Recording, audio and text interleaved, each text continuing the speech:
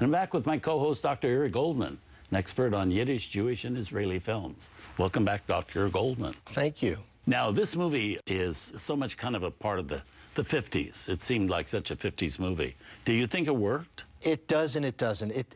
It loses some of the energy of the earlier film, and that the stress that you see between father and son, between different worlds. They're both of the same world. Yeah. They both went to the same college. And it doesn't seem to quite, you don't understand why the father, it's so important for him to have his son follow him in the synagogue. So... A different world. A different world. Yeah. And yet, it captures 1950 Jewish America, because the Jews were in the synagogue. At that moment in time, more than before or after, Jewish affiliation with synagogues was incredibly high.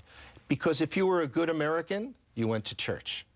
If you were a good Jew, you went to synagogue. And that is captured in this film. And I think there we have a very special film. Right.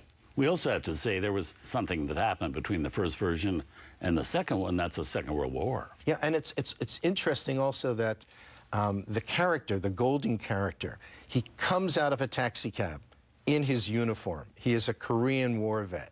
And he even shows the fact that he's been discharged, and that, his mother's very proud, that honorably discharged. And he's wearing that uniform for about the first third of the film. Right. So the filmmakers want us to see that this is not only a Jew, but he's an all-American Jew. Right.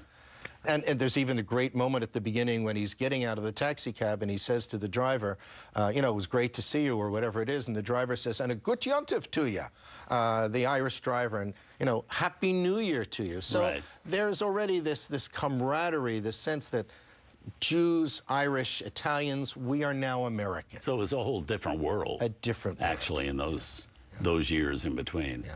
Yeah, indeed. Oh, now moving on, Eric and I are going to be right back to talk about our next movie, which is the first of two films we're going to show about Jewish immigrants in America. This one from 1975, starring Carol Kane and Doris Roberts. Tonight on Turner Classic Movies, immigrant Carol Kane is reluctant to give up the old world ways in Hester Street. Then America is the dream in Avalon. And the fates of 8 Manhattanites intertwine in Street Scene. Gregory